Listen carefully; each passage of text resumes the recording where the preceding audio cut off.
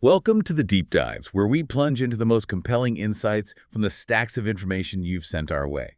Great to be diving in again. Today, we're tackling a role that's often seen as, the absolute pinnacle of a career, the ultimate achievement, the CEO. Right, the top job. We talk about CEOs like they're superheroes, able to leap tall buildings in a single bound.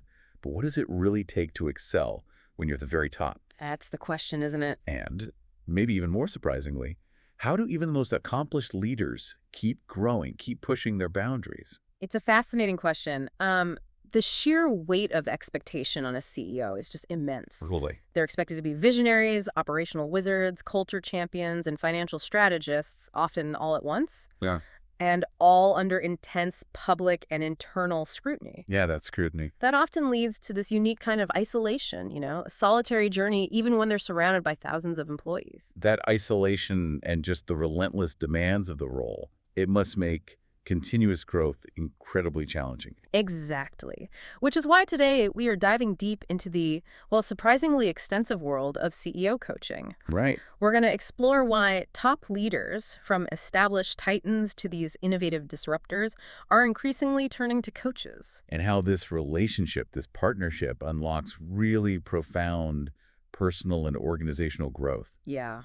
Our insights for this deep dive come primarily from CEO Functions.pdf, which is this really rich collection that lays bare the multifaceted demands of a CEO. And it shines a light on the diverse ways a dedicated coach can provide, unparalleled support and guidance. So our mission for you today, our curious listener, is to unpack the critical functions a CEO coach serves. We want to offer you a kind of shortcut to understanding the strategic, personal, and operational advantages this unique partnership brings. Get ready for some aha moments, honestly, because what you're about to hear might just reframe how you think about leadership, growth, maybe even your own potential, no matter where you are in your own journey. Okay, let's unpack this. Let's start by first truly appreciating the immense weight of the crown, the sheer scope of the CEO role itself. It's huge. It's not a static position, not by any stretch of the imagination. It constantly demands new skills, new perspectives, new ways of thinking. Big We's evolving. Think about it. Yeah. A CEO has to span everything from setting a high-level vision for the entire enterprise. Right, the big picture. All the way down to understanding ground-level operations. Yeah. It's a truly dizzying array of responsibilities. Indeed. And the preparation for such a role is intense, and maybe more importantly, it's ongoing. Never stops. Denise Morrison, formerly of Campbell Soup Company, she put it quite starkly. She said, if you want a CEO role, you have to prepare for it with a vengeance. Wow, with a vengeance. Yeah, it's not a position you just fall into and, coast. You have to actively pursue development. Makes sense. And Indra Nooyi, the former CEO of PepsiCo, she echoed the sentiment beautifully. She advised, just because you are CEO, don't think you have landed. You must continually increase your learning, the way you think, and the way you approach the organization. I've never forgotten that. That's powerful. It's not just professional development. It's like this non-negotiable imperative of continuous personal evolution. Exactly. You're always, always growing, always learning. And it's not just about what you're doing right now either. The temporal demands are enormous. Oh, yeah. The time frame? Carlos Ghosn of Nissan, he articulated this broad time horizon perfectly. As the CEO, I have to take care of the short-term, mid-term, and the long-term. All at once. You're juggling immediate quarterly results while simultaneously laying the groundwork for a decade from now.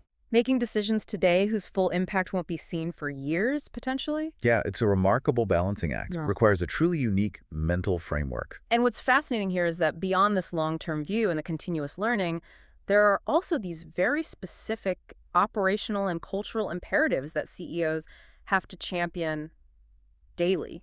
Well, take innovation, for instance. Larry Ellison of Oracle, the legendary innovator himself, he noted, when you innovate, you've got to be prepared for everyone telling you you're nuts. I bet. It's not just about generating ideas, it's about having the conviction to pursue them, to weather the skepticism and convince others to come along for the ride. That conviction piece is huge. And that collaborative spirit you mentioned, it's not just about brainstorming in a room, is it? No, not at all. Bill Gates, he took that idea further, especially for software innovation. He emphasized the critical role of the ability to collaborate and share ideas with other people. Right. And to sit down and talk with customers and get their feedback and understand their needs. So innovation isn't some singular flash of genius. It's messy. It's Well, collaborative. customer-centric, a journey. It demands you listen deeply, iterate constantly, and adapt fearlessly. And that leads us directly to the, well, paramount importance of customer focus. The customer. Always. Jeff Bezos of Amazon fame has this incredible analogy. He said, "We see our customers as invited guests to a party, and we are the hosts. I like that. It's our job every day to make every important aspect of the customer experience a little bit better." This isn't just a mission statement, it's a daily discipline, constant incremental improvement. Seeing the customer experience is this sacred trust that directly impacts the bottom line. Absolutely. Mark Cuban takes that customer emphasis even further, highlighting the proactive nature of it. He says, "It is so much easier to be nice, to be respectful, to put yourself in your customer's shoes and try to understand how you might help them before they ask for help than it is to try to mend a broken customer relationship." That's powerful. Prevention versus cure in customer relations. Something a lot of companies learn the hard way, right? Definitely. Yeah. And while customers are king, employees are the beating heart of the kingdom. True. Anne M. Mulcahy, the former CEO of Xerox, she connected employee well-being directly to the bottom line. She stated that employees who believe that management is concerned about them as a whole person are more productive, more satisfied, more fulfilled. Makes sense. And then she connects it. Satisfied employees mean satisfied customers, which leads to profitability. It's a direct line, almost symbiotic. From internal care to external success. I see that. And Michael Gokturk from Payfirma, he summarized the essence of teamwork so succinctly. A successful team beats with one heart. One heart. That speaks volumes. Yeah, it speaks to that profound need for cohesion, shared purpose, deep understanding within an organization. It's not just about individual performance. It's about the collective rhythm, right? The synchronized effort that drives true breakthroughs. Exactly. So if we connect this all back to the bigger picture, all these demands, from strategic foresight to empathetic leadership, innovation to customer obsession, they underscore a fundamental truth. Which is? Leaders must constantly push their boundaries. They have to embrace discomfort for true growth. Embrace discomfort. Marissa Mayer, formerly of Yahoo, captured this perfectly when she shared, "I always did something I was a little not ready to do." I think I've heard that quote. It's a good one. It is. She continues, "I think that's how you grow. When there's that moment of, wow, I'm not really sure I can do this, and you push through those moments, that's when you have a breakthrough." Pushing through those moments, it's about willingly stepping into that discomfort zone. Yeah. You hear that, don't you? The weight of that crown is just immense. It demands not just skill, but constant evolution. Constant. And in a role that can be so isolating, who does the CEO turn to when they're grappling with these colossal demands, when they're facing something they're a little not ready to do? Exactly. And that's where we uncover the pivotal, often unseen partnership of a CEO coach. The unseen partner. I like that. It makes you wonder, if the CEO role is so complex, what exactly can an external coach do that internal advisors, can't? That's a great question. Because they have Yeah. smart people around them, right? They do. But our source material, CEO Functions.pdf, it illuminates this. It lists over 100 reasons a CEO needs a coach. Over 100. Seriously. 100 reasons. That sheer number, it just truly underscores the complexity we've been talking about and the immense, almost indispensable value of external, unbiased support. Wow. It touches on nearly every conceivable aspect of leadership and organizational management, far beyond what any single internal team member could likely provide. 100. No. Okay, that's not just a little bit of help. That's a comprehensive partnership. Can you give us a sense of the breadth? Sure. A CEO coach can assist with everything from, say, refining accountability and setting meaningful goals Okay. to developing crucial leadership and interpersonal skills. They foster strategic thinking, decision-making. They even help navigate incredibly complex areas like conflict resolution and fostering deep team cohesion. So the hard skills and the soft skills. Both.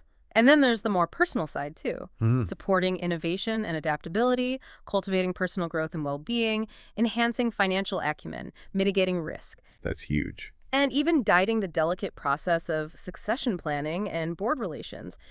It's an incredibly broad spectrum of support. It's essentially a personal growth accelerator for the person at the top. A growth accelerator. But what's truly unique, and maybe the most critical piece of a coach's contribution, is their ability to provide an objective, unbiased viewpoint. Ah, the unbiased view. That seems key. It is, because this is something CEOs often lack. I mean, frankly, who within their organization can truly speak truth to power without fear or favor? That's a tough one.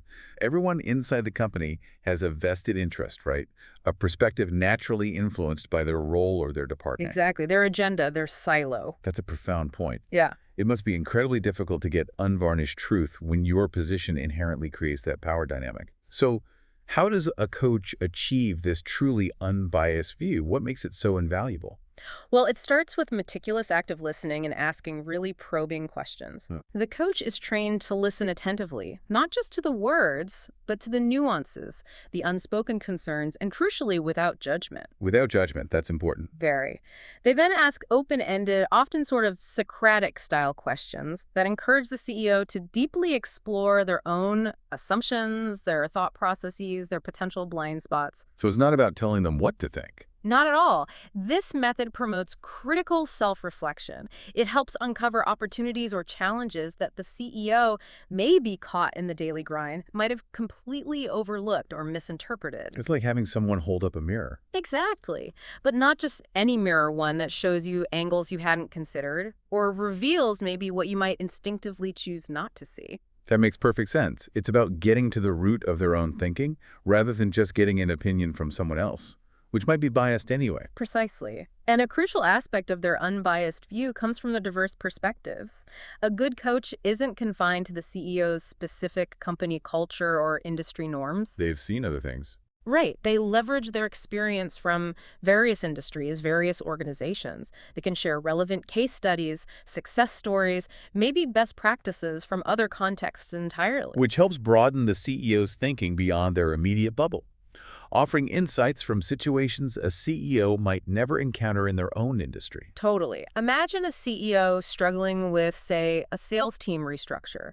A coach might offer insights from how a nonprofit revolutionized donor engagement, sparking a completely new approach. That's a great example. So they're not just offering their personal opinion, they're bringing in a whole world of external knowledge and experience. Exactly. I also saw in the source that they facilitate stakeholder feedback. How does that work in an unbiased way, especially with internal teams who might be hesitant? Good question. They act as a neutral third party to gather that feedback from critical stakeholders. Could be board members, other execs, key employees, even customers. The neutral party. The coach might design surveys or conduct confidential interviews, then aggregate and, importantly, anonymize that feedback. Anonymize. Key. Very key. This process provides an objective summary of the CEO's strengths and areas for improvement. It offers a 360-degree perspective that would be very difficult, if not impossible, for the CEO to get directly and objectively from people with reporting lines or vested interests.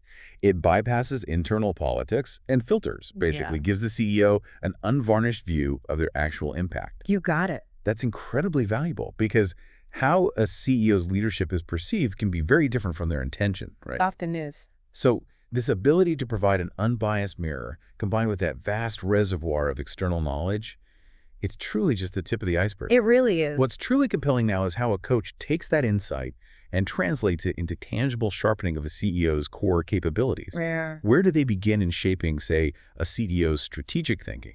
Well, in today's world, the volatile, uncertain, complex, ambiguous business environment, the VUCA world, Right. a CEO coach helps leaders move beyond that day-to-day operational firefighting. Which is so easy to get caught up in.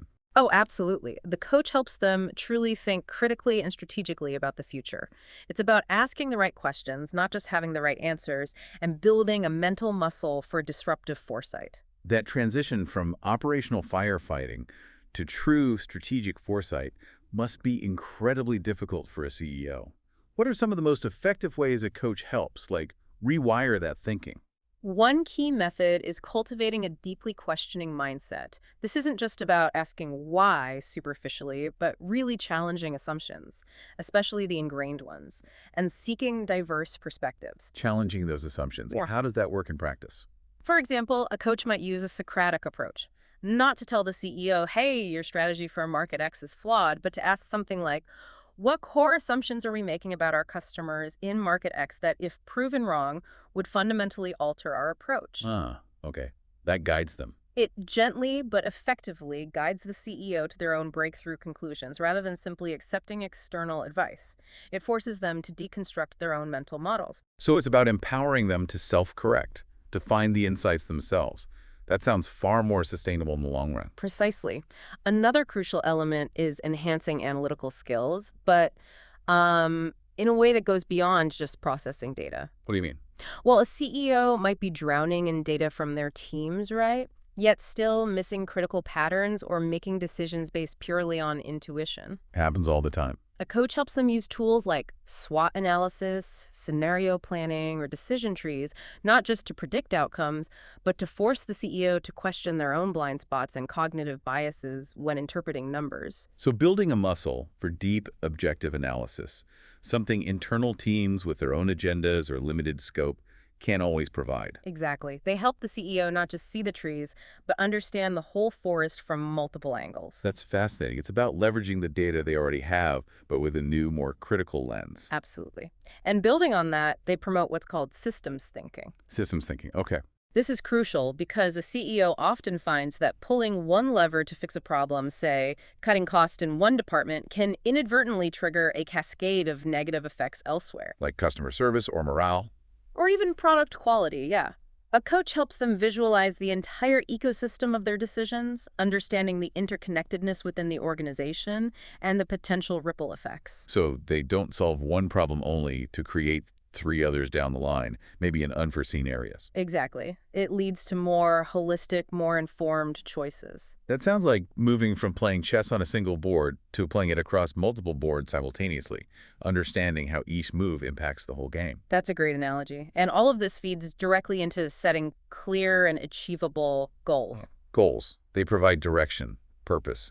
A coach helps CEOs ensure these goals are meaningful, realistic, and truly aligned with organizational success. This feels foundational. It really is the bedrock of any successful strategy.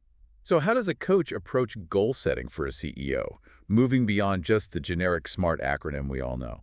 Well, they often start by establishing a compelling vision. This isn't just, a mission statement tacked on a wall somewhere. Right. It's defining the long-term aspirations, the purpose, the core values that guide the CEO's leadership. This vision then serves as the bedrock for all goals. Ensuring that every target, from quarterly sales to long-term innovation, ties back to a cohesive, inspiring narrative. Exactly. It starts with the why before diving into the what. Makes sense. From that vision, they guide the creation of truly SMART goals: specific, measurable, achievable, relevant, and time-bound. But they go beyond the acronym. Now, They assist in breaking down those ambitious long-term goals into smaller, manageable milestones. This helps track progress, maintain momentum, prevent overwhelm. because a massive goal can feel impossible without those visible, incremental steps. Totally. They also ensure those goals align precisely with the broader organizational strategy, market dynamics, the competitive landscape. Because even the best-laid personal goals won't move the company forward if they're not strategically aligned with where the business needs to go. Precisely. And a critical, often overlooked aspect is helping the CEO reflect on their personal values and passions. Personal values. Interesting. Yeah. Goals that resonate deeply with one's individual purpose are far more motivating, far more fulfilling. The coach helps the CEO connect their personal drive to the company's objectives. Fostering authentic commitment rather than mere obligation. Creating a much more sustainable source of drive for the leader. You got it. That's a powerful point. Yeah. It's not just about what the company needs, but also what truly drives the individual leader to achieve it. Absolutely. And this ensures a balanced goal portfolio, too, encompassing financial, customer, employee development, innovation areas, ensuring comprehensive success, not just hitting one target. Right. Not just success in one dimension. And the coach provides crucial feedback, challenging assumptions to refine goals, making sure they're specific, realistic, and truly aligned with available resources. They don't let the CEO set unrealistic targets without that critical examination. Okay. And finally, through regular check-ins and progress reviews, they provide the essential monitoring and accountability, ensuring consistent effort and commitment, keeping them on track. This detailed guidance on strategic thinking and goal setting. Yeah. It's just one facet, isn't it? Oh, yeah. A coach's role extends deeply into cultivating the CEO's leadership abilities and managing the human element of the organization. And this is where it gets truly transformative, I think, because a CEO's effectiveness is profoundly tied to their ability to inspire, motivate, collaborate. You can have the best strategy in the world, but if you can't lead people effectively. It's just words on a page. Exactly. Yeah. So how does a coach enhance those vital leadership and interpersonal skills? That's the critical question. Where do they even begin in shaping a CEO's ability to connect with and inspire others? Typically, they start with a thorough skill assessment. This isn't just a checklist. It involves interviews, specific assessments, often confidential 360-degree feedback from colleagues, subordinates, superiors. The 360 feedback. Yeah. This helps them understand the CEO's current strengths and pinpoint precise areas for development. It allows for a truly tailored approach. It's like a diagnostic, right? Identifying exactly where the focus needs to be for the greatest impact. So they don't just jump in with generic advice. They build a personalized development plan based on real data. Exactly. Based on that assessment, they collaborate on smart development goals, specific, measurable, achievable, relevant, time-bound goals for improvement. Like what, for example? Oh, these could range from improving clarity in public speaking to enhancing delegation skills or even developing deeper emotional intelligence. Got it. Then they provide ongoing constructive feedback, drawing on observations and stakeholder input. This direct, objective feedback is incredibly valuable, especially in a role where it's often pretty scarce. They also use techniques like role-playing and simulations. This allows the CEO to practice difficult conversations, public speaking, negotiation skills in a safe environment. So they gain confidence before the real-world application, like failing in private before they have to succeed in public. Precisely. It's a practice ground. And a significant area of focus, as you mentioned, is on enhancing emotional intelligence. EI. Crucial. Beyond just technical skills, a coach helps CEOs develop the crucial emotional intelligence and empathy needed for a positive and productive environment. This is about the heart of leadership, really, where truly influential leadership blossoms. How do they cultivate that? Well, they cultivate self-awareness first, helping the CEO understand their own emotions, their strengths, weaknesses, triggers. This is foundational for empathetic leadership. Knowing yourself first. Right. It enables them to recognize and manage their own emotions, frustration, self-doubt, whatever, maintaining composure in challenging situations. That's huge, especially under the kind of relentless pressure a CEO faces. Being able to manage your own emotions and then understand others seems foundational. It truly is. They build on that by helping the CEO develop empathy through active listening, seeking feedback, demonstrating genuine interest in others' well-being. So they can truly grasp others' perspectives, which is paramount for building strong relationships, fostering trust and rapport within the organization. Exactly.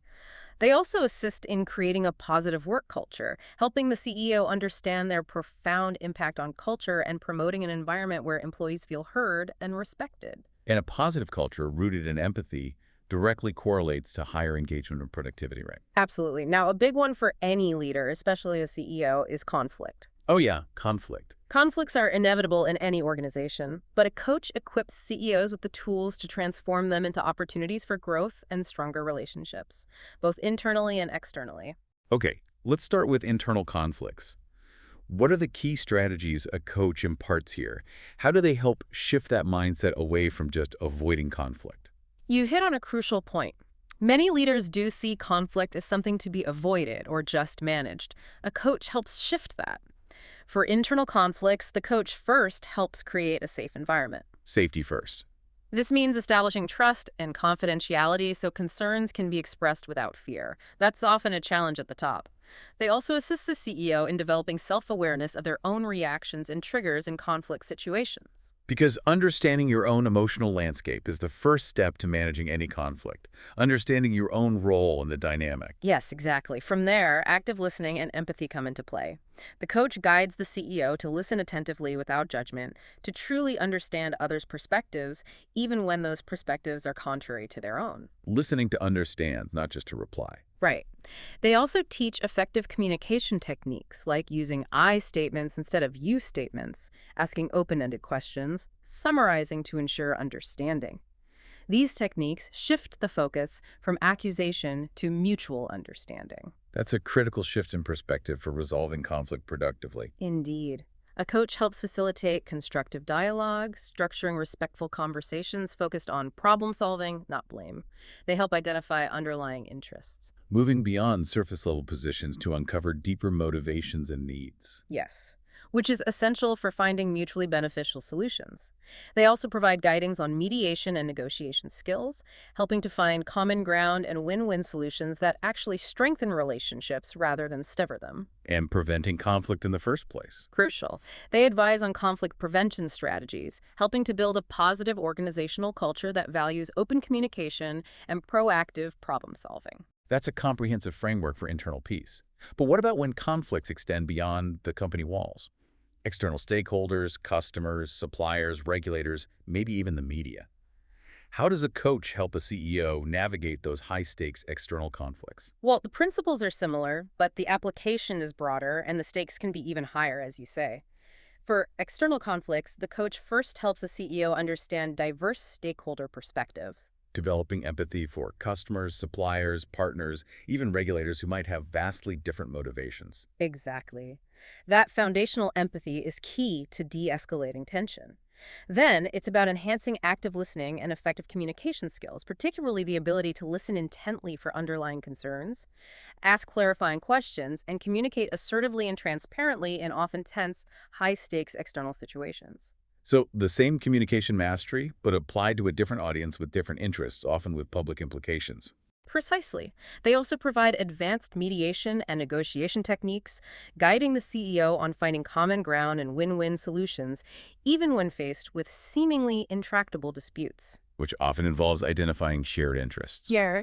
Focusing on common objectives to build bridges and opportunities for collaboration, even when there's a dispute. Yes, it's a very positive spin on something that can feel very adversarial. A coach will also encourage creative problem solving, fostering innovative thinking to resolve disputes that might seem intractable, finding solutions outside conventional approaches. And building strong relationships, I imagine, is paramount for external interactions. You need that trust. Absolutely. The coach guides the CEO on establishing rapport, trust, and credibility through transparent and consistent communication, which is vital for long-term partnerships.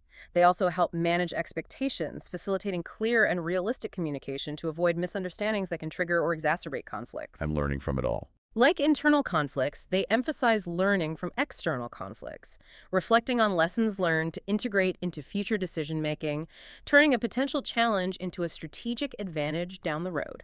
This all flows seamlessly into another critical area you mentioned earlier, guiding leadership succession. Yes, securing the organization's future. A coach helps ensure a robust pipeline of prepared leaders ready to step into critical roles. Succession planning is one of the most vital, yet often overlooked, strategic functions, because it's a long game, isn't it? It really is. A coach helps the CEO assess leadership needs, first identifying the specific competencies and characteristics required for future roles, aligning them precisely with the organization's long-term strategic direction. Then finding the people. Then, they assist in identifying potential successors, evaluating their readiness, and creating a comprehensive, objective talent review process that goes beyond just the obvious candidates or internal favorites. So it's about spotting talent, but also about truly preparing it for the future demands of the company, not just today's demands.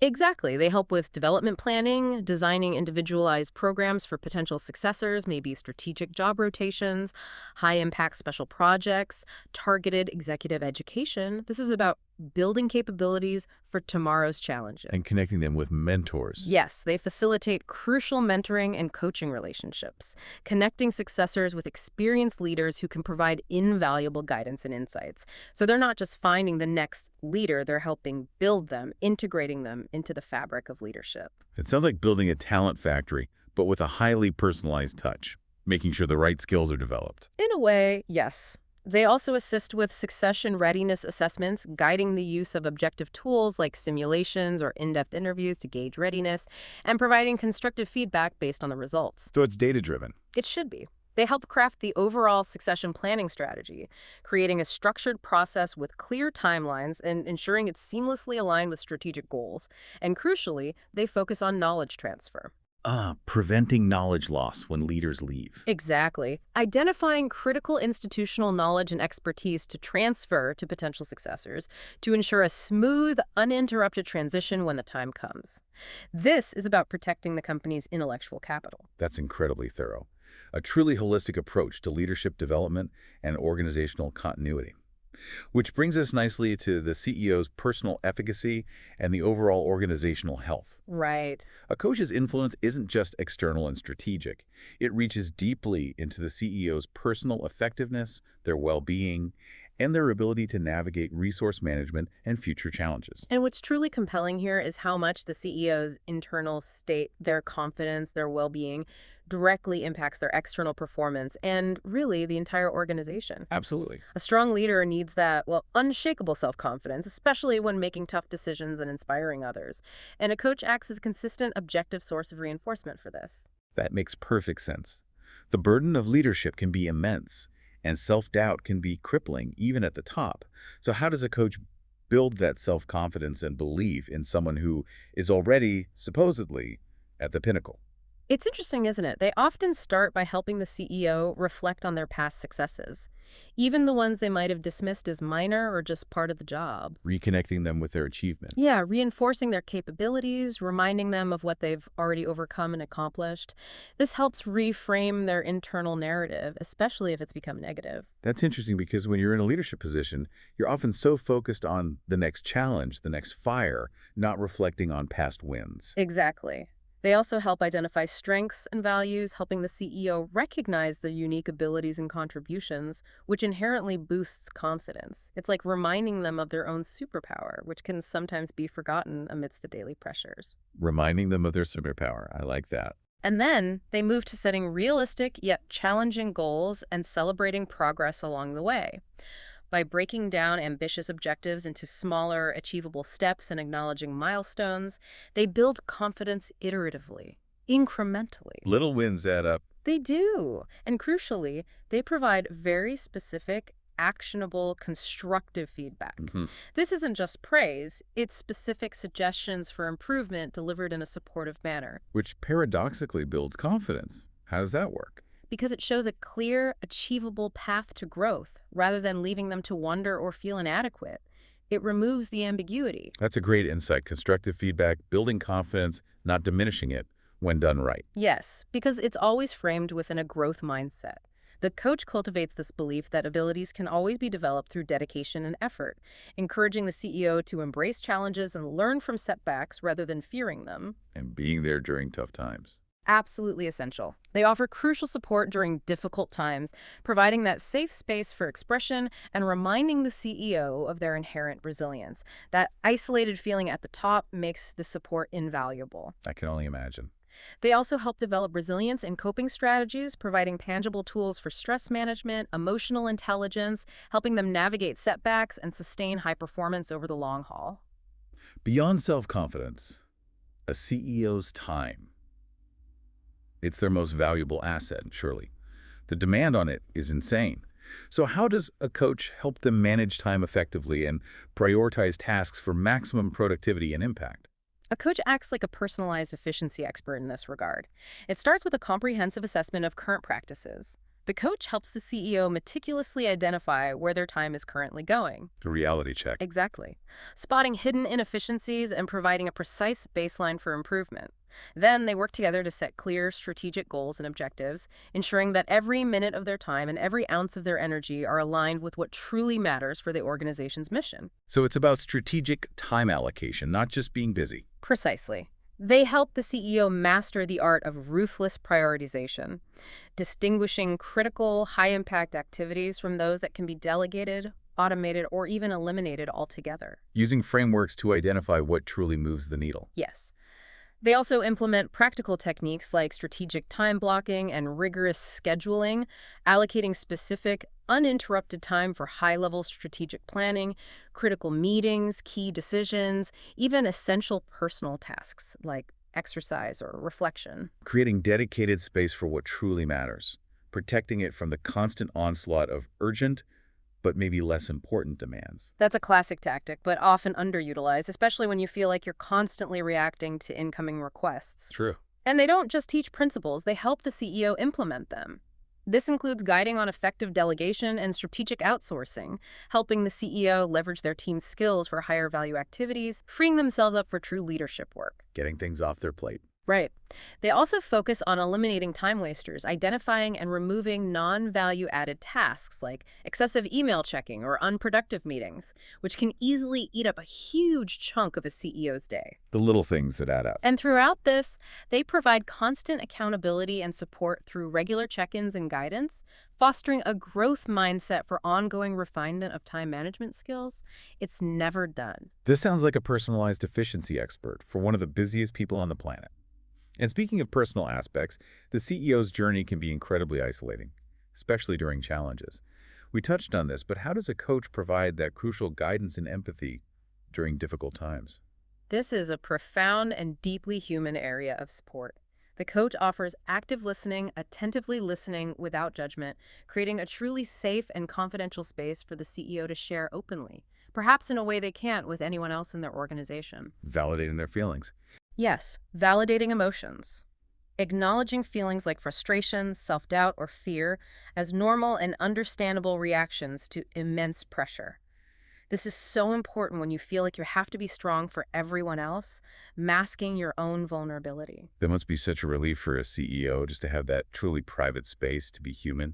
It truly can be. Beyond just listening, they also provide crucial perspective, offering broader viewpoints from their extensive experience or industry knowledge, helping the CEO see the bigger picture beyond the immediate crisis. Getting them out of the weeds. Right. They offer alternative strategies, brainstorming and exploring different options when the CEO feels stuck, challenging assumptions to find new paths forward that might have been obscured by stress or tunnel vision. So not just a sympathetic ear, but a strategic partner, even in moments of vulnerability, helping them think differently. Exactly.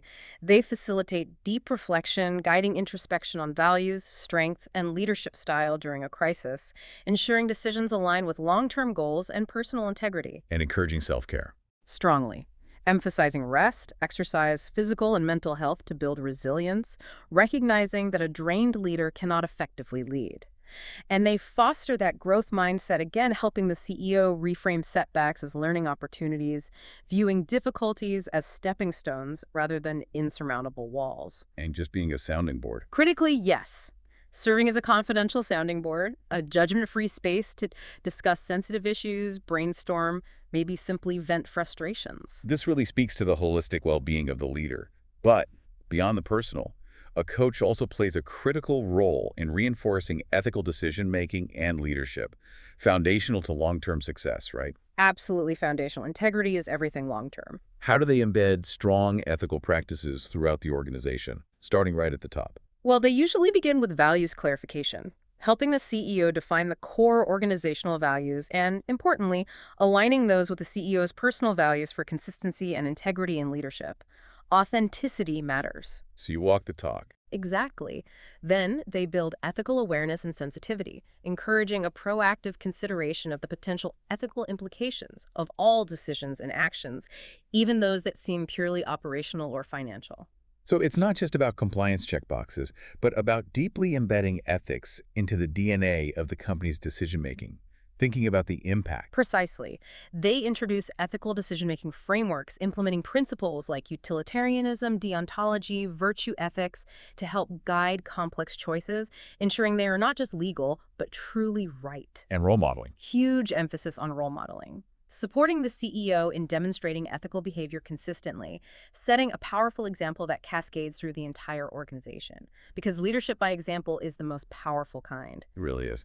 They also foster ethical communication, promoting open and transparent dialogue where ethical concerns can be voiced without fear, creating a safe space for integrity to flourish. Creating that psychological safety for ethical concerns to rise to the surface instead of being buried. Crucial. They also help with ethical risk assessment and mitigation, identifying vulnerabilities and implementing controls proactively to prevent ethical missteps before they happen. Proactive, not just reactive. Right.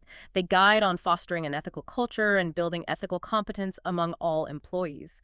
And they offer that safe, confidential space to discuss and resolve ethical dilemmas, ensuring solutions align with core values even when decisions are incredibly difficult. And as for the numbers side of things, Yeah. a CEO must not only lead, but also understand the financial pulse of the organization. How does a coach strengthen this critical business acumen? Financial literacy? Yeah, financial literacy and business acumen are absolutely non-negotiable for a CEO.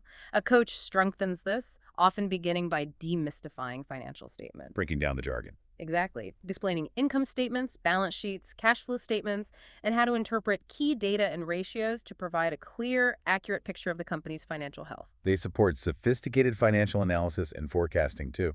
Yes, helping the CEO identify critical metrics, analyze trends, and develop robust forecasting models to anticipate future performance, turning numbers into a narrative about the future. So they make the complex financial language accessible and actionable. That's the goal. Yeah. They also guide strategic financial planning, ensuring that financial goals are seamlessly aligned with strategic objectives and that investments are evaluated with a clear understanding of risks versus rewards. Optimizing budgets and resources. Yes, assisting in optimizing budgeting and resource allocation, developing effective processes, and allocating resources efficiently across the organization to maximize impact.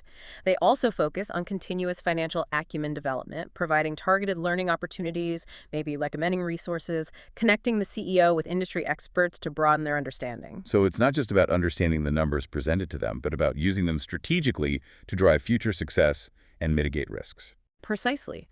They also cover comprehensive risk management and mitigation from a financial perspective, helping the CEO understand and actively manage financial risks like market volatility, currency fluctuations, regulatory changes. Communicating the numbers. Guiding communication with stakeholders is key. Helping the CEO translate complex financial information into clear, compelling messages for various audiences, board members, investors, employees. And working with the internal finance team. Fostering collaboration with finance teams is vital, guiding the CEO on how to best leverage internal expertise.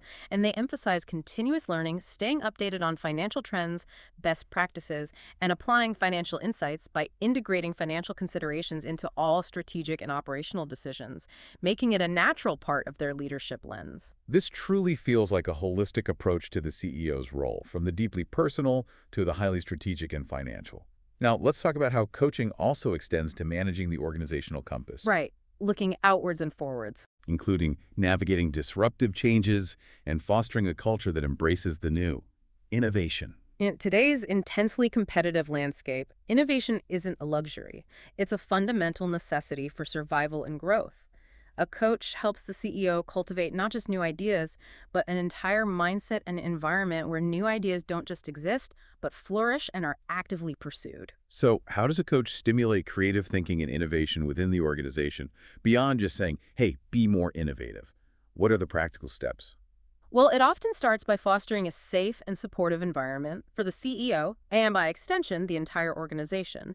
This cultivates a culture of open-mindedness, experimentation, and, crucially, learning from failure. Which is absolutely essential for true creative thinking without the fear of judgment or blame. Exactly. They actively challenge assumptions and conventional thinking, encouraging the CEO to question norms and overcome cognitive biases that might limit new ideas.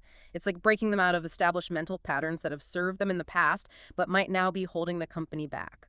That sounds incredibly powerful, helping them see beyond the way things have always been done, challenging the status quo. It is.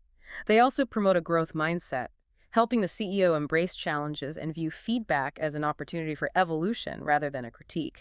They encourage divergent thinking. Divergent thinking. Yeah, actively using practical techniques like brainstorming, mind mapping, lateral thinking exercises to generate multiple varied ideas, pushing beyond the obvious first answers. Getting more options on the table. Right. They also emphasize leveraging diverse perspectives, encouraging engagement with individuals from different backgrounds, different functions, because innovation often sparks at the intersection of different disciplines and viewpoints. This is about making the entire organization a breeding ground for new ideas. That's a fantastic incentive. But innovation often means change, and leading through organizational change can be one of the most difficult challenges for a CEO. How does Coach help there? Change is truly constant in business today. And leading through it requires, yes, a clear vision, a precise strategy, and very careful navigation of the human elements involved. So where does the coach start? Often by clarifying the absolute need for change, helping the CEO articulate the compelling rationale and purpose behind it, aligning it with the strategic goals in a way that resonates deeply with everyone, the why. Then creating the vision. Then they help create a truly compelling vision for the future state, an inspiring narrative that clearly communicates the benefits of the change, going beyond just the mechanics or the process. So it's not just we're changing, but this is why we're changing, and this is the exciting place we're going together. Precisely. They also help develop a robust change strategy, meticulously defining the scope, milestones, timelines, resources, and proactively mitigating risks that could derail the process. Engaging stakeholders is huge here, I imagine. Crucial. Identifying and prioritizing key groups and tailoring communication and engagement to each to build essential buy-in and address potential resistance. Because resistance often comes from a lack of understanding or feeling left out of the process. Building a change-ready culture. Yes. Fostering innovation and openness to new ideas, and helping the CEO anticipate and gracefully overcome resistance. And throughout the process, they encourage leading by example, embodying resilience, adaptability, open communication themselves. Beyond leading change, risk is another constant companion for a CEO. Financial volatility, reputational threats, tech disruptions. How does a coach assist in identifying and mitigating risks effectively, ensuring the organization's long-term stability? Proactive risk management is absolutely essential. A coach first helps develop strong risk awareness and assessment skills, guiding the CEO in identifying potential operational, financial, reputational, technological risks, the whole spectrum that could impact the business. The prioritizing. Then guiding risk prioritization and mitigation planning, outlining specific strategies like avoidance, reduction, transfer, or acceptance based on the organization's specific risk appetite. So is understanding the threats, then creating a tailored plan for each one. It's about building a robust shield, isn't it? Protecting the downside. Yes, and then they assist with decision-making under uncertainty, guiding the CEO on how to weigh risks and rewards, consider various scenarios, and make structured, informed decisions even when the future is unclear or ambiguous. Building risk management capabilities across the whole organization. Yes, fostering a risk-aware culture, promoting open communication about risks, and establishing proactive processes for identification and monitoring.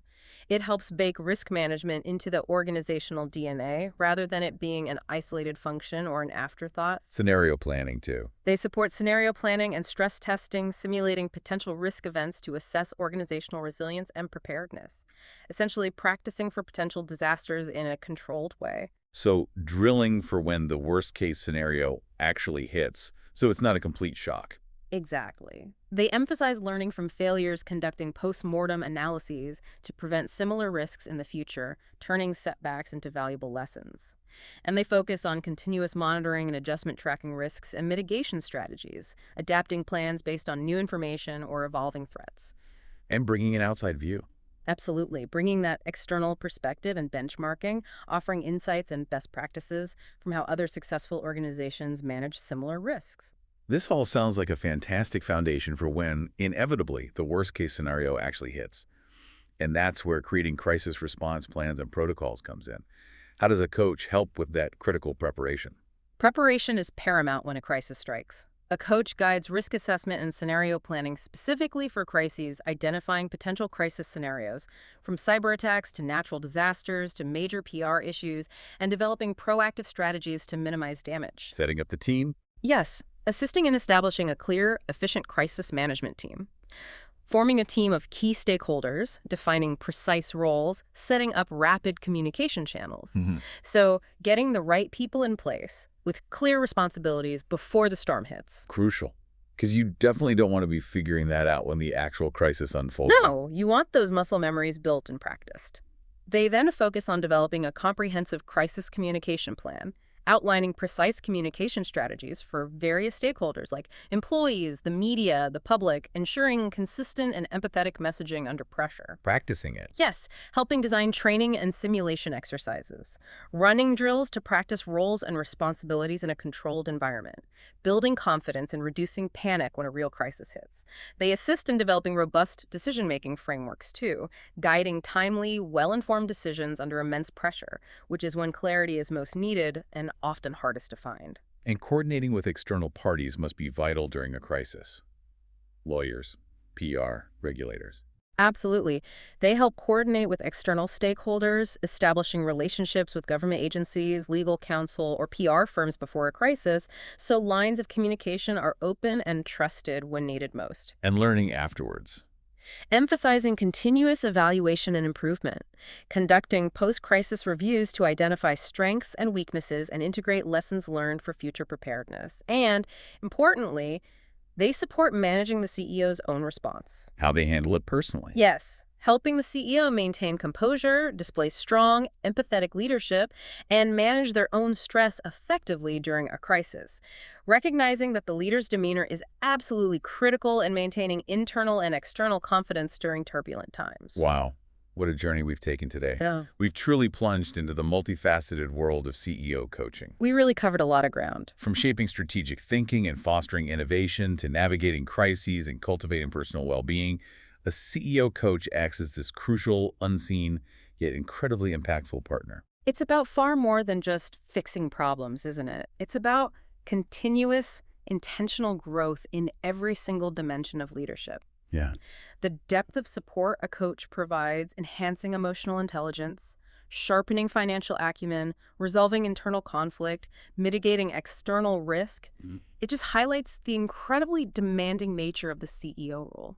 And why even the most accomplished leaders need this kind of dedicated, unbiased partnership. It's a commitment to lifelong learning, really, right at the highest level. And for you, our listener, this deep dive isn't just about what CEOs do or how they get help.